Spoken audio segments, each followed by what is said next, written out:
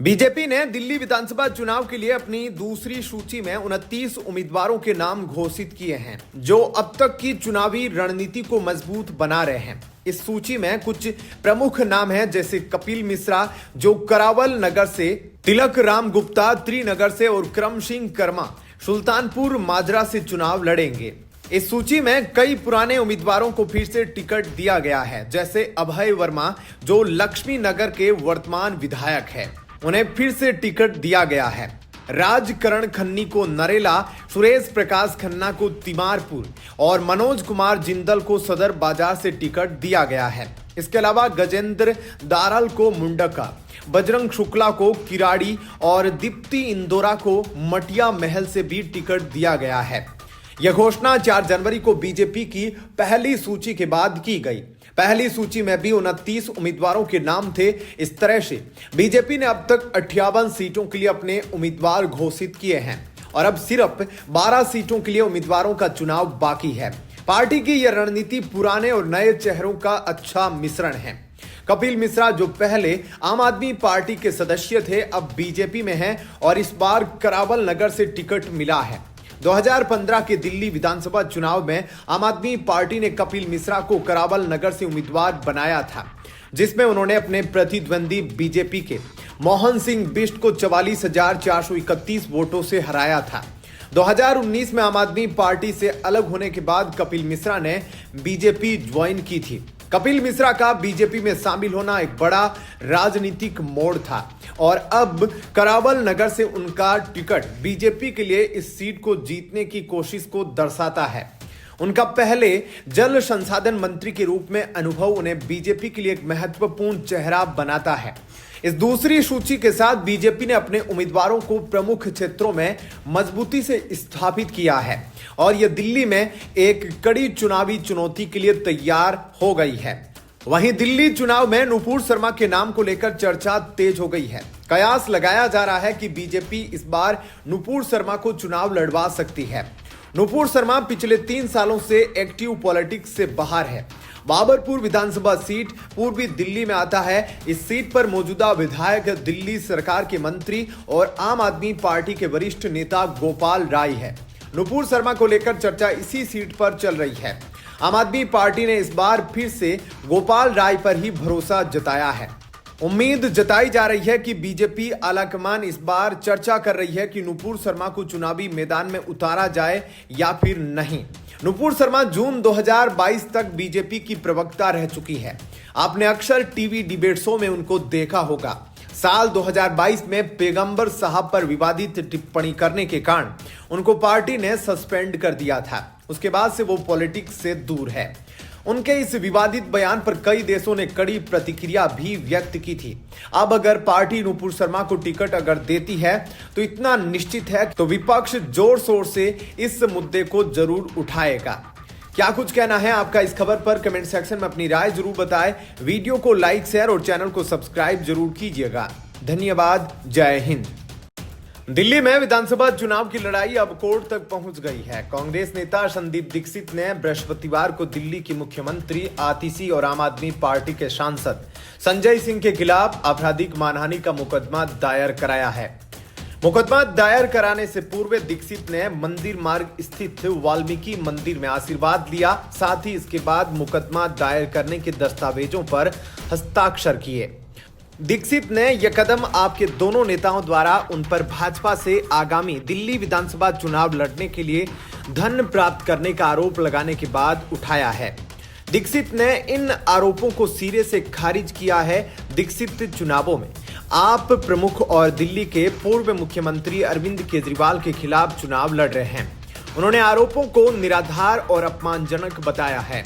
उन्होंने कहा यदि उनके दावों में जरा भी सच्चाई है तो ईडी या सीबीआई से गहन जांच कराई जानी चाहिए।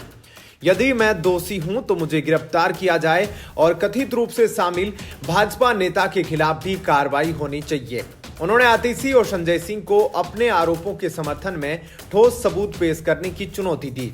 उन्होंने कहा उनके बयान मेरी ईमानदारी और मेरी छवि पर हमला है। साथ ही यह जनता को गुमराह करने का प्रयास है। अगर वे अपने दावों को साबित करने में विफल रहते हैं तो मैं यह सुनिश्चित करूंगा कि उन्हें अदालत में जवाबदेह ठहराया जाए। आतिशी और संजय सिंह ने आरोप लगाया था कि संदीप दीक्षित ने अरविंद केजरीवाल के खिलाफ चुनाव लड़ने के लिए एक भाजपा नेता से धन लिया था। दीक्षित ने इन बयानों को उनकी प्रतिष्ठा को धूमिल करने और राजनीतिक मर्यादाओं की सीमा पार करने वाला बताया। उन्होंने कहा, इन आरोपों ने न केवल मेरे अभियान को प्रभावित किया बल्कि निष्पक्ष चुनावों में जनता के विश्वास को भी नुकसान पहुंचाया है। दिल्ली चुनावों में आम आदमी पार्टी की संभावित जीत पर महाराष्ट्र कांग्रेस के नेता पृथ्वीराज चौहान ने भविष्यवाणी की थी। उन्होंने कहा कि अगर आप और कांग्रेस का गठबंधन होता तो चुनावी परिणाम बेहतर हो सकते थे। इस भविष्यवाणी पर कांग्रेस के ही नेता संदीप दीक्षित ने प्रतिक्रिया दी। उन्होंने कहा कि अगर चौहान को आपकी नीतियां इतनी पसंद है तो उन्हें कांग्रेस छोड़कर आपकी टिकट पर चुनाव क्यों नहीं लड़ना चाहिए। यह बयान न केवल चौहान की भविष्यवाणी पर सवाल उठाता है बल्कि कांग्रेस के भीतर की शक्ति संतुलन को भी दर्शाता है। संदीप दीक्षित ने यह भी कहा कि दिल्ली विधानसभा में 70 सीटें हैं। उन्होंने सुझाव दिया कि चौहान खुद एक टिकट कटवाकर यहां से चुनाव लड़े। दीक्षित ने चौहान पर यह भी आरोप लगाया कि उन्हें दिल्ली की राजनीतिक स्थिति की सही जानकारी नहीं है। उन्होंने कहा कि अगर चौहान को आपकी नीतियों पर इतना विश्वास है तो उन्हें महाराष्ट्र में भी उनके साथ लड़ना चाहिए था। चौहान ने कहा कि दिल्ली चुनाव महत्वपूर्ण है और उन्हें उम्मीद है कि अरविंद केजरीवाल जीतेंगे। यह स्थिति कांग्रेस की रणनीति को चुनौती देती है क्योंकि पार्टी को अपनी ताकत को बनाए रखने के लिए नए समीकरणों की आवश्यकता है। दिल्ली विधानसभा चुनाव 5 फरवरी को एक ही चरण में होंगे और वोटों की गिनती 8 फरवरी को होगी। नामांकन दाखिल करने की आखिरी तारीख 17 जनवरी है। नामांकन की जांच की तारीख 18 जनवरी है, जबकि नाम वापस लेने की आखिरी तारीख 20 जनवरी है। दिल्ली में लगातार 15 साल तक सत्ता में रही कांग्रेस को पिछले 2 विधानसभा चुनावों में झटका लगा है और वह एक भी सीट जीतने में नाकाम रही है। फिलहाल इस खबर में इतना ही। आगे की अपडेट के लिए बने रहिए लाइव टीवी न्यूज के साथ। धन्यवाद। जय हिंद। पिछले साल जब हरियाणा में विधानसभा चुनाव हुए थे तो आम आदमी पार्टी ने अरविंद केजरीवाल को हरियाणा के लाल के रूप में प्रचारित किया था क्योंकि वे हरियाणा के रहने वाले हैं। हालांकि इससे आम आदमी पार्टी को कोई खास फायदा नहीं हुआ और वे एक भी सीट नहीं जीत सकी। अब उसके उलट बीजेपी ने दिल्ली चुनाव में हरियाणा के अपने ताकतवर नेताओं को प्रचार में उतारने का फैसला किया है। हरियाणा के नेताओं को ओबीसी और पंजाब समुदाय को ध्यान में रखकर मैदान में उतारा जा रहा है। इंडियन एक्सप्रेस की रिपोर्ट में कहा गया है कि बीजेपी हरियाणा से मौजूदा मंत्रियों और पूर्व मंत्रियों समेत 16 नेताओं को मैदान में उतारेगी जो भाजपा के लिए प्रचार करेंगे। सीएम नायब सिंह सैनी और केंद्रीय मंत्री मनोहर लाल खट्टर भी अभियान का अहम हिस्सा होंगे। हरियाणा में भले ही आपने केजरीवाल को हरियाणा का लाल कहकर प्रचारित किया, लेकिन विधानसभा चुनाव में उसे सिर्फ 1.76% वोट ही मिल सके और उसके ज्यादातर उम्मीदवारों की जमानत जब्त हो गई। बताया जा रहा है कि मनोहर लाल खट्टर और सीएम सैनी बीजेपी के प्रचार में बड़ी भूमिका निभाएंगे।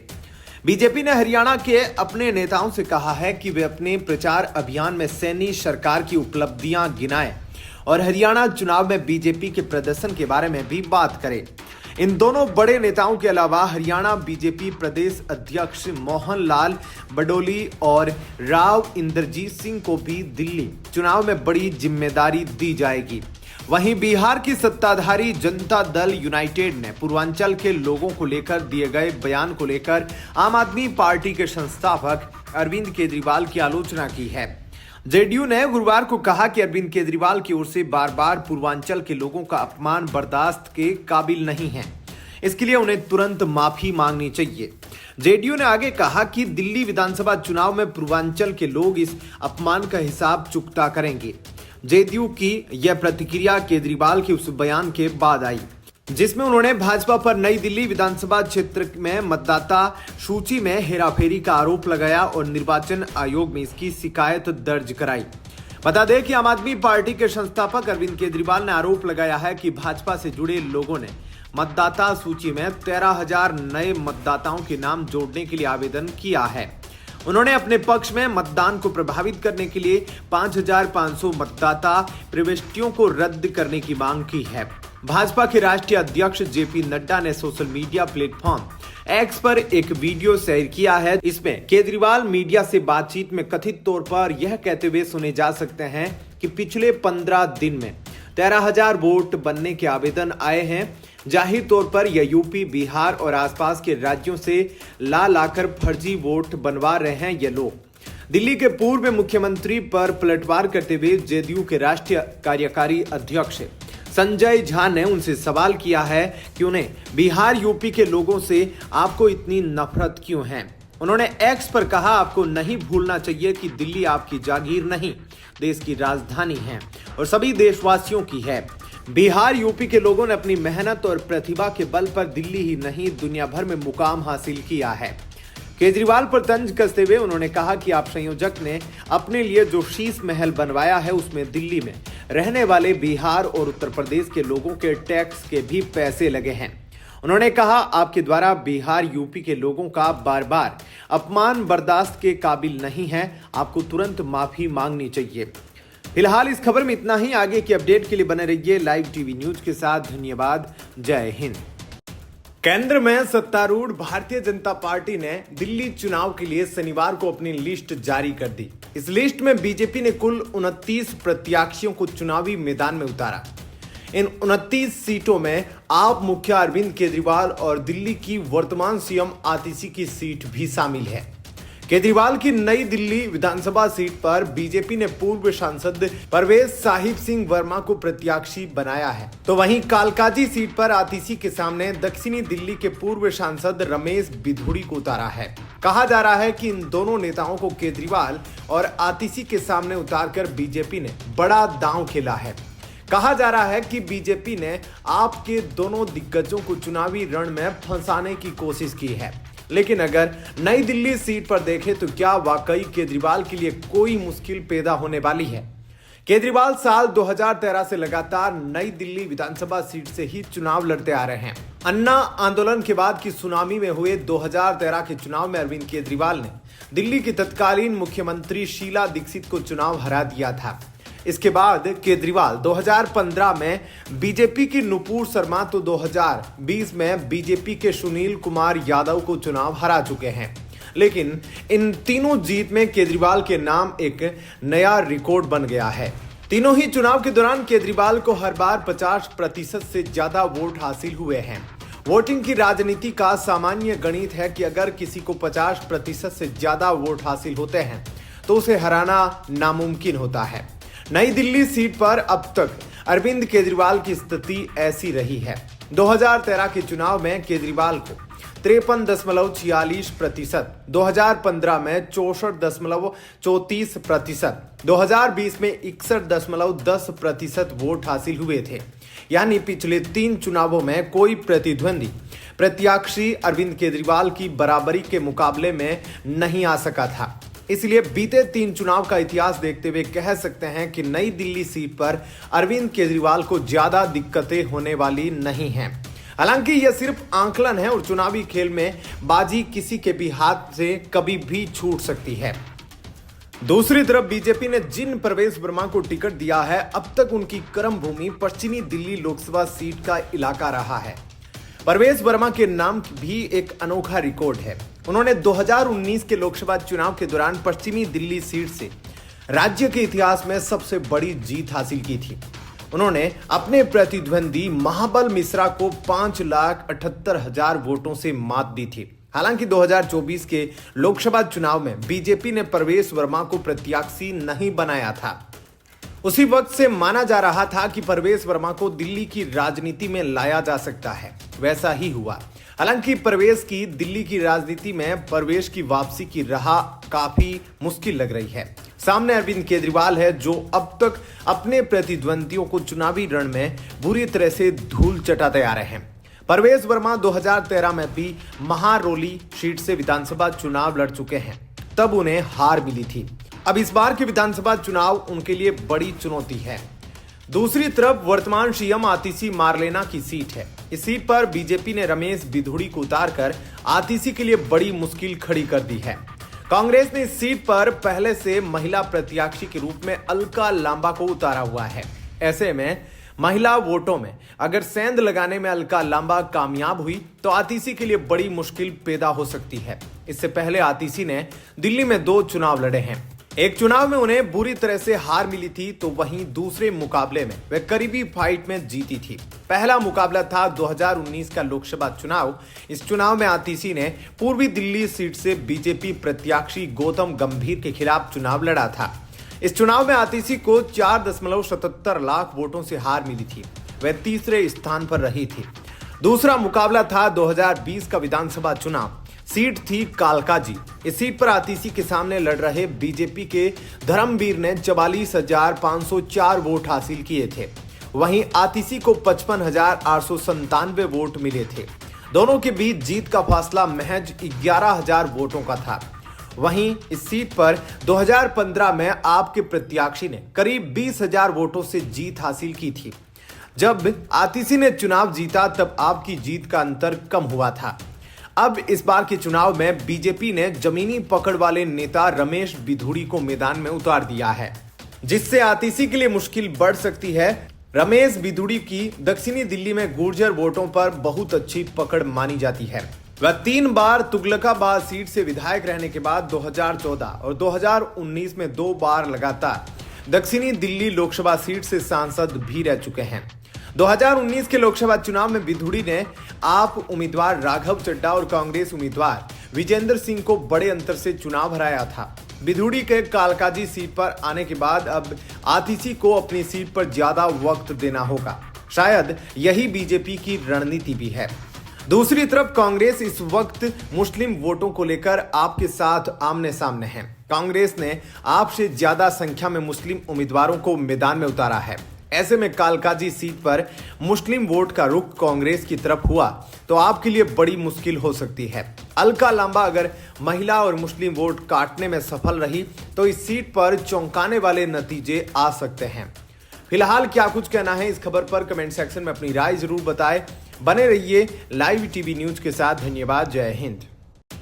महाराष्ट्र के मंत्री चंद्रशेखर बावनकुले ने शनिवार को कहा कि शिवसेना यूबीटी ने आगामी नगर निकाय चुनाव अकेले लड़ने का फैसला इसलिए किया है कि पार्टी को यह एहसास हो गया है कि 2019 में भारतीय जनता पार्टी से नाता तोड़कर कांग्रेस के साथ गठबंधन करना एक बड़ी भूल थी। महाराष्ट्र विधानसभा चुनाव में विपक्षी महाविकास अघाड़ी की हार को लेकर आरोप प्रत्यारोप के बीच इसके प्रमुख घटक दल शिवसेना यूबीटी ने दिन में घोषणा की कि वह स्थानीय निकाय चुनाव अकेले लड़ेगी। शिवसेना यूबीटी नेता संजय राउत ने अकेले चुनाव लड़ने के फैसले के लिए गठबंधन में शामिल दलों के कार्यकर्ताओं के लिए अवसरों की कमी और संगठनात्मक विकास के अधिकार को कारण बताया। भाजपा की महाराष्ट्र इकाई के अध्यक्ष बावनकुले ने कहा, शिवसेना को 2019 में भाजपा और देवेंद्र फडणवीस के बजाय कांग्रेस को चुनने की अपनी गलती का एहसास हो गया है। उद्धव ठाकरे के नेतृत्व वाली पार्टी को एहसास हो गया है कि कांग्रेस की विचारधारा उसे आगे नहीं ले जा सकती। उद्धव ने 2019 के विधानसभा चुनाव के बाद भाजपा के साथ कई दशक पुराना गठबंधन तोड़ दिया था और दावा किया था कि भाजपा ने मुख्यमंत्री पद साझा करने का वादा तो पूरा नहीं किया, इसलिए वह अलग हो रही है। उन्होंने कांग्रेस और अविभाजित राष्ट्रवादी कांग्रेस पार्टी के साथ गठबंधन किया और 2019 से 2022 तक मुख्यमंत्री रहे। बावनकुले ने कहा कि सत्तारूढ़ गठबंधन महायुति कार्यकर्ताओं को एकजुट होकर स्थानीय निकाय चुनाव लड़ने के लिए राजी करने की पूरी कोशिश करेगा। उन्होंने कहा, अगर केंद्र से लेकर पंचायत स्तर तक एक ही विचारधारा वाली एक पार्टी या गठबंधन सत्ता में है तो विकास के लिए रखा गया एक एक पैसा दिल्ली से जमीनी स्तर तक पहुंचता है। बावनकुले ने कहा कि महायुति में भाजपा सबसे बड़ी पार्टी है। इसमें एकनाथ शिंदे के नेतृत्व वाली शिवसेना और अजीत पवार की राष्ट्रवादी कांग्रेस पार्टी भी शामिल है। उन्होंने कहा कि भाजपा अहंकारी नहीं होगी और स्थानीय चुनावों में सहयोगियों को समायोजित करने का प्रयास करेगी। मुंबई, ठाणे और नागपुर सहित कई शहरी क्षेत्रों में चुनाव 2022 की शुरुआत से लंबित है। प्रदेश भाजपा के शिरडी में रविवार को आयोजित किए जा रहे एक दिवसीय सम्मेलन के बारे में बावनकुले ने बताया कि इसमें 15,000 प्रतिनिधि हिस्सा लेंगे, जिनमें प्रत्येक विधानसभा क्षेत्र से 50 प्रतिनिधि शामिल होंगे। महाराष्ट्र में महायुति की रिकॉर्ड तोड़ जीत के बाद देश भर की सुर्खियों में छाए देवेंद्र फडणवीस ने बड़ा बयान दिया है। फडणवीस ने नागपुर में एक इंटरव्यू में कहा कि राजनीति में कोई स्थायी शत्रु नहीं होता, राजनीति में कुछ भी हो सकता है। फडणवीस ने महाराष्ट्र विधानसभा चुनावों पर बोलते हुए कहा कि इस चुनाव ने यह साबित कर दिया है कि समाज अब किसी भी झूठे आरोप से पैदा हुए नकारात्मक माहौल को स्वीकार नहीं करता। मुख्यमंत्री फडणवीस ने कहा कि यह प्रदूषित राजनीति को शुद्ध करने के लिए जनता द्वारा स्वयं की गई पहल है। फडणवीस ने कहा कि राजनीति ने मुझे धैर्य और सहनशीलता का असाधारण उपहार दिया है। नागपुर में एक विशेष कार्यक्रम में मुख्यमंत्री फडणवीस ने वरिष्ठ संपादक विवेक घाल शासी द्वारा लिए गए एक स्पष्ट साक्षात्कार में अपनी भावनाएं प्रकट की। ऐसे में क्या कुछ कहना है आपका इस खबर पर कमेंट सेक्शन में अपनी राय जरूर बताएं। वीडियो को लाइक, शेयर और चैनल को सब्सक्राइब जरूर कर लीजिएगा। धन्यवाद।